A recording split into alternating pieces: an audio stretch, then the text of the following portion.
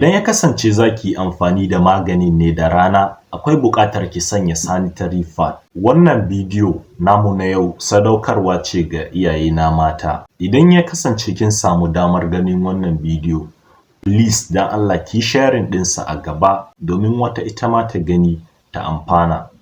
Kasancewar yeast infection ɗaya ne daga cikin matsaloli da kusan kowace mace ta taɓa fama da shi ko kuma take da yiwuwar fama da shi a cikin rayuwarta. Sannan ɗaya daga cikin magungunan da akan bayar domin magance wannan matsala yana zuwa a sigar vaginal pessary. So a cikin wannan bidiyo zan koyar da ke daki-daki yadda ake sanya magani domin samun wadataccen tasirinsa. Sannan a ƙarshen bidiyon za ki ji wasu muhimman shawarwari guda 3 da ya kamata ki yi la'akari da su sosai a lokacin yin amfani da magani.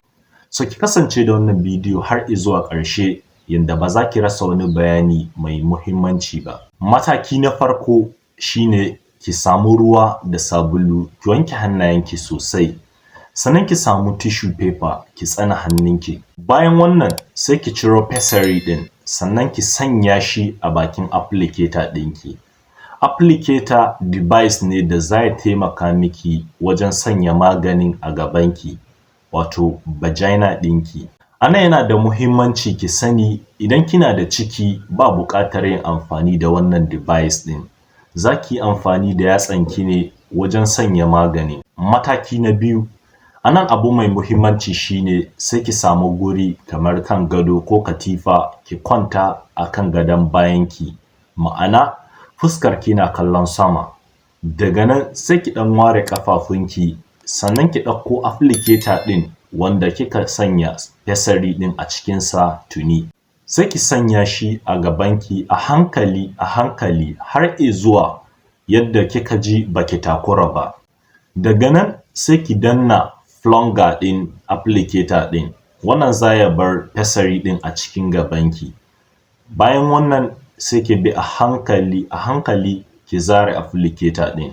Bugu da ƙari a nan yana da matuƙar muhimmanci ki ci gaba da kasancewa a kwance kamar yadda kike aƙalla na tsawon minti 30. Wannan zai ba wa pessary ɗin damar fara narkewa domin ci gaba da aikinsa. Bayan wannan sai ki wanke hannayenki da ruwa da sabulu sosai. Sannan applicator ɗin ki samu ruwan ɗumi da sabulu ki wanke shi sosai domin yin amfani na gaba. Bayan waɗannan ga waɗansu shawarwari guda 3 da za su taimaka miki matuƙa wajen yin amfani da wannan magani. A nan yana da muhimmanci kar ki dakata yin amfani da maganin ko da kuwa kin ji sauƙi. Ki ci gaba da yin amfani da shi har izuwa tsawon lokacin da likitan ke ɗeba miki. Sannan kuma ko da kuwa ya kasance wani ɓangare na al'adarki ya gitta a lokacin yin amfani da magani. Bugu da ƙari a nan yana da kyau a ƙaurace wa yin mu'amala a lokacin yin amfani da magani. Bugu da ƙari sanya maganin a lokacin da za ki kwanta da daddare zai fi ba wa jikinki damar zuƙar maganin. Na 3, idan ya kasance za ki yi amfani da maganin ne da rana, akwai buƙatar ki sanya sanitary pad.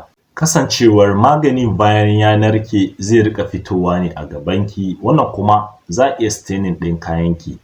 Hakan kuma abu ne marar daɗi musamman in ya kasance za ki shiga cikin mutane ko a wajen biki ko wani taro. To mafi dacewa shine ki sanya sanitary pad, wannan zai kare leaking ɗin da maganin zai riƙa yi ba tare da alamar fitowarsa ga kayanki ba. Ina fatan kin ji daɗin wannan bidiyo. Please ki danna masa like. Wannan zai taimaki channel ɗin nan matuƙa. Sannan ki yi subscribing domin ci gaba da samun irin waɗannan videos masu muhimmanci da ke shafar lafiyarki. Mu ne lafiya.